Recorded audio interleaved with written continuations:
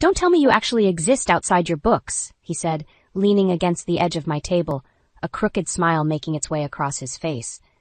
I glanced up from the book I was signing, my pen pausing mid-autograph, as I took in the stranger before me. His confident stance and teasing remark caught me off guard, but I couldn't help but be intrigued by the playful glint in his eyes. I assure you, we authors do occasionally come down from our ivory towers to see if the world is still turning, I replied, matching his smirk with one of my own. He chuckled, a deep, rich sound that seemed to reverberate through my very core. Well, in that case, I'm honored to be graced by your presence. There was something about his charisma, the way he carried himself, that drew me in like a moth to a flame. As he introduced himself as Jonas, I found myself engaged in a lively conversation that seemed to flow effortlessly between us. Before I knew it, he was inviting me out for coffee, and without a second thought, I accepted. It was a spontaneous decision, one that I would typically have overthought, but there was something about Jonas that made me want to throw caution to the wind. As we strolled through the bustling streets of Seattle, our conversation danced from topic to topic, each shared word and laugh only deepening the connection I felt with this virtual stranger. It was as if we had known each other for years, rather than mere hours. By the time the sun began to set, painting the sky in vivid hues of orange and pink, I found myself utterly captivated by Jonas. His charm, his wit, his very essence seemed to envelop me in a whirlwind of emotions that I had long thought myself immune to. And when he leaned in, his lips brushing against mine in a kiss that set my very soul ablaze, I knew that this chance encounter had the potential to change the course of my life forever. A year into our marriage, I started noticing the first signs of trouble. Jonas, who had once been so charming and attentive, began to grow restless and dissatisfied with my busy writing schedule. "Lorna, while you're typing up fantasies, I'm drowning in office politics every day. Can't you just be more present?" He snapped one evening as I sat at my desk, engrossed in my latest project. I tried to balance my career with my personal life, but it seemed like no matter what I did, it was never enough for Jonas. He would criticize me for working too much, but then complain when I took time off to be with him. It was around this time that my younger sister, Haley, started inserting herself more into our lives. She had always been a bit envious of my success, more focused on materialistic pursuits than the creative endeavors that brought me such joy. "I don't know how you do it, Lorna," she would say, her voice dripping with a mixture of admiration and disdain. "Spending all day cooped up in this house, writing stories, it must be so unfulfilling." I brushed off her comments, chalking them up to the typical sibling rivalry that had always existed between us. Little did I know that her involvement in my life was about to take a far more sinister turn. The arguments between Jonas and me became more frequent, with him accusing me of prioritizing my work over him. "I face real-world problems, Lorna," he would yell, his face flushed with anger. "Writing stories isn't the same as handling a tough day job." I tried to explain that my writing was more than just a hobby. It was my passion, my livelihood. But Jonas refused to understand, and our once loving relationship began to crumble under the weight of his resentment. Haley, ever the opportunist, saw this as her chance to worm her way further into our lives. She would show up unannounced, offering to help with household chores or run errands, all the while subtly insinuating herself into our personal affairs. It wasn't until later that I realized the true depths of her betrayal and the role she played in tearing my marriage apart. As the months passed, the cracks in my marriage widened, and Jonas's resentment towards me grew more apparent with each passing day. Our arguments became more frequent, often centering around household responsibilities and my perceived lack of attention towards him. "You're never here, Lorna," he would accuse, his eyes narrowed and his jaw clenched. "It's like you're more married to your work than you are to me." I tried to explain that my writing was a crucial part of who I was, but he refused to listen.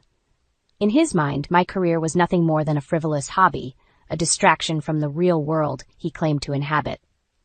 During one particularly heated argument, he hurled a comment that cut me to the core. "I face real-world problems, Lorna. Writing stories isn't the same as handling a tough day job." His words stung, and I found myself feeling increasingly isolated, both emotionally and physically. As I poured my heart and soul into my work, Jonas grew more distant, choosing to spend his time with Haley instead. My sister had fully ingratiated herself into our lives by this point, always ready with a sympathetic ear and a shoulder to lean on. Little did I know, her motives were far from pure. "He just doesn't understand you, Lorna," she would coo, her voice dripping with false concern. "You work so hard, and he takes it all for granted." Looking back, I can see how she was slowly but surely driving a wedge between Jonas and me, fanning the flames of his resentment while positioning herself as the supportive, understanding one. The arguments escalated, with Jonas becoming increasingly volatile and Haley always there to pick up the pieces. It was a vicious cycle, one that left me feeling drained and uncertain of my own reality. "Why can't you just be more supportive?" I pleaded with Jonas one night, my voice cracking with desperation. His response was cold, cutting. "Support what, Lorna? Your little fantasy world? Wake up and start living in the real one for a change." As he stormed out of the room, leaving me in stunned silence, I couldn't help but wonder how everything had gone so wrong. The man I had fallen so deeply in love with seemed like a stranger to me now, and the sister I had once trusted was quickly becoming my worst enemy. Little did I know, the true depths of their betrayal were yet to be revealed. Just when I thought my life couldn't get any more complicated, I received a devastating diagnosis: aggressive cancer. The news hit me like a ton of bricks, leaving me reeling and uncertain of what the future held. I expected Jonas to be there for me, to offer support and comfort during this trying time. Instead, his reaction was one of indifference and irritation, as if my illness was nothing more than an inconvenience to his already stressful life. "Cancer, Lorna? I already have so much stress. Now you add this?" he snapped, his words cutting deeper than any scalpel. Haley, ever the opportunist, swooped in with false sympathy, offering to help me through my treatments and appointments. Little did I know, her motives were far more sinister than I could have ever imagined. One day, as I was preparing for a round of chemotherapy, I overheard a conversation that shattered my world. Jonas and Haley, thinking they were alone, were discussing their plans to start a new life together, without me. "Once Lorna's out of the picture, we can finally be together," Haley purred, her voice dripping with malice. Jonas's response was equally chilling. "She's been a burden for far too long. It's time we cut her loose." In that moment, everything became painfully clear. The distance, the resentment, the constant undermining, it had all been a calculated plan to push me out of my own life, to make room for their illicit affair. Confronting them was like a scene from a nightmare. Jonas and Haley, the two people I had once loved and trusted most in this world, stood before me, their faces twisted in a mixture of guilt and defiance. "You didn't really think this would last, did you?" Jonas sneered, his eyes cold and unfeeling. Haley chimed in, her words like daggers to my already shattered heart. "We're meant for each other, Lorna. You were just a stepping stone." As they cornered me, demanding that I move out of the house we had once shared, I felt a wave of emotions wash over me: anger, betrayal, and a newfound determination to fight back. In that moment, I made a decision. I would not let them break me. I would not be a victim in my own story. With every ounce of strength I could muster, I looked them square in the eye and uttered the words that would set the stage for my revenge. "You think you've won, but I'm only just beginning." In the aftermath of Jonas and Haley's betrayal, I found myself at a crossroads. Part of me wanted to curl up and surrender to the overwhelming despair that threatened to consume me. But a fiercer, more determined part of me refused to let them win. As I sat alone in the hospital room, the chemicals coursing through my veins in an effort to beat back the cancer that ravaged my body, I made a decision. I would not be a victim in this story. I would fight back, and I would do it on my own terms. Picking up my pen, I began to pour my pain, my anger, and my newfound resolve onto the pages before me. The words flowed like a torrent, raw and unfiltered, as I chronicled the depths of my betrayal and the strength I found in the face of such adversity. This was no fantasy novel, no whimsical tale of dragons and knights. This was the real, gritty truth of my life, laid bare for the world to see. And as the pages filled, I felt a sense of catharsis wash over me, a newfound power that I had never experienced before. My closest friend, Elena, was a constant source of support during this time. She listened without judgment as I poured out my heart, offering a shoulder to lean on and a reassuring presence in the midst of my turmoil. "You're stronger than they'll ever be, Lorna," she would remind me, her unwavering faith in my resilience a beacon in the darkness. With Elena's encouragement, I made a series of calculated moves, each one designed to slowly but surely reclaim control of my life. I moved out of the house that Jonas and Haley had claimed as their own, giving them the illusion of victory while secretly plotting my revenge. As they flaunted their newfound freedom, reveling in what they thought was their ultimate triumph, I continued to write, pouring every ounce of my pain and determination into the pages of my memoir.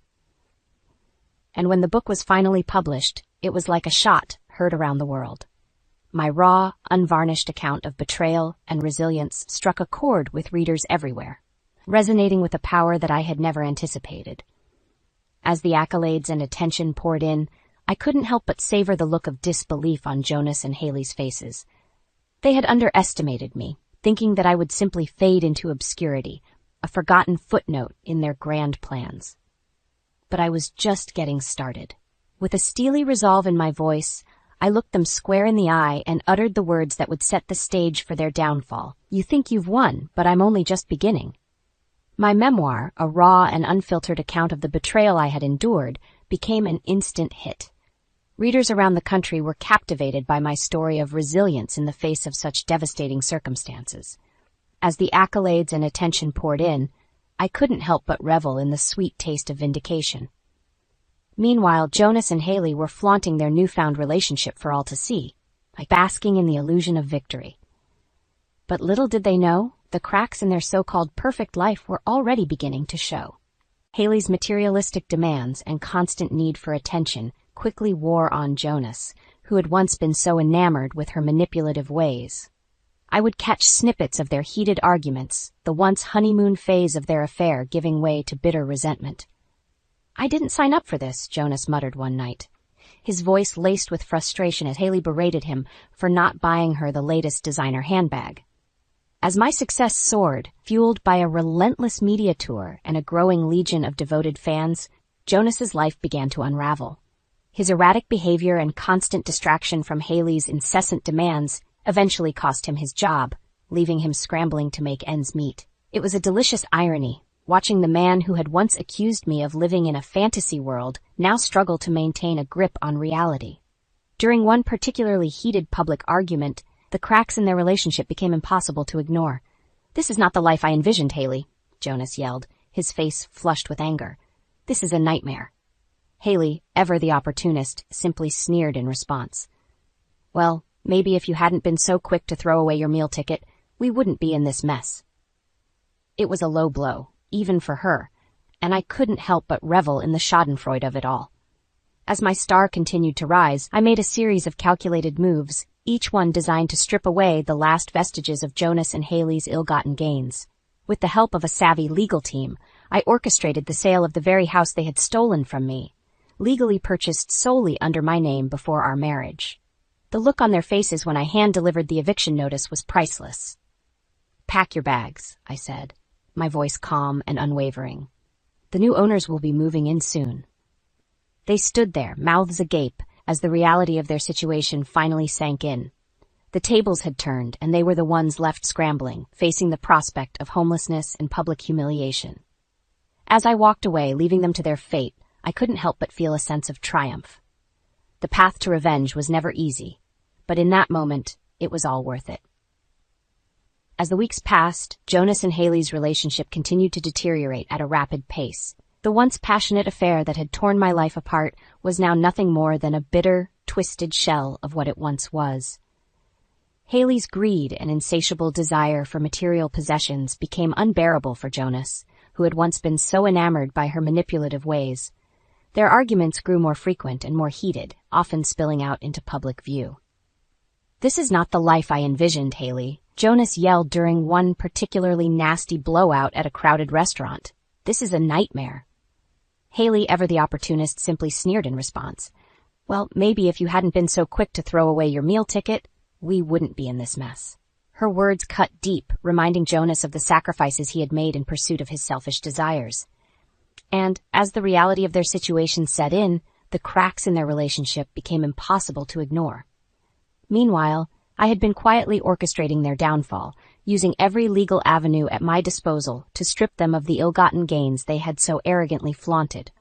With the help of a savvy legal team, I arranged for the sale of the very house they had stolen from me, a house that had been legally purchased solely under my name before our ill-fated marriage.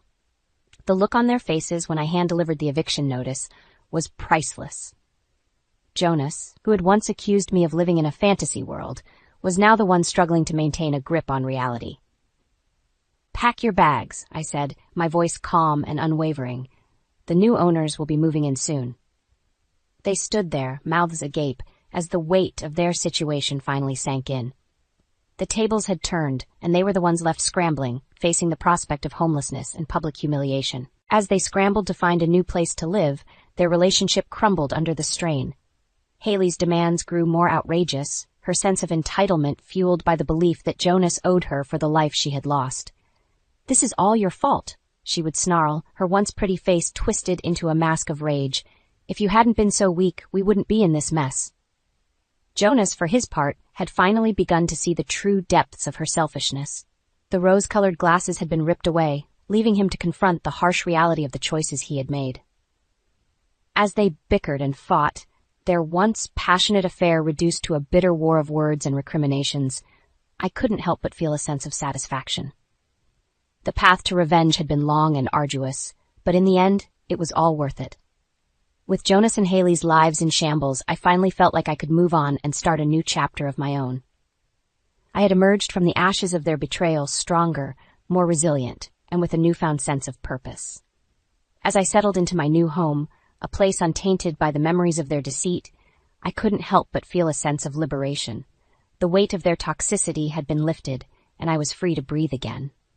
My memoir continued to be a resounding success, with readers from all walks of life connecting with my story of resilience in the face of such devastating circumstances. I used my platform to advocate for cancer awareness and support for those who had been betrayed by the ones they loved most. During one particularly emotional book signing, a woman approached me with tears in her eyes. "Your words gave me the strength to leave my abusive husband," she confided, her voice trembling. "Thank you for showing me that I deserve better." Moments like those made every ounce of pain and heartache worth it. I had turned my darkest hour into a beacon of hope for others, and that was a gift more precious than any material possession. Of course, Jonas and Haley weren't content to simply fade into obscurity. In a desperate attempt to cling to their former lives, they sought me out, begging for my help. It was Haley who showed up first, her once pristine appearance now tarnished by the weight of her own selfishness. "Lorna, I was wrong," she pleaded, her voice a mere shadow of its former confidence. Can you help us?" I looked at her, this woman who had once been my sister, and felt nothing but pity. The years of manipulation and greed had taken their toll, leaving her a hollow shell of her former self. "Help you?" I echoed, my voice steady and unwavering. "Why should I help either of you after what you did to me?" Haley's eyes widened, desperation etched into every line of her face. "Please, Lorna, we have nowhere else to go." For a moment, I considered taking the high road, offering them a chance at redemption. But then I remembered the depths of their betrayal, the way they had so callously torn my life apart, and I knew that there was only one path forward. "You made your choices, Haley," I said, my voice firm. "Now live with them." And with that I closed the door on my past, leaving them to confront the consequences of their actions alone. As I turned and walked away, I felt a sense of peace wash over me.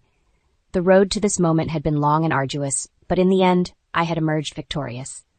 I had reclaimed my life, my dignity, and my sense of self. And as I looked towards the future, I knew that whatever challenges lay ahead, I was ready to face them head on. For I was no longer the victim of someone else's story, I was the author of my own destiny.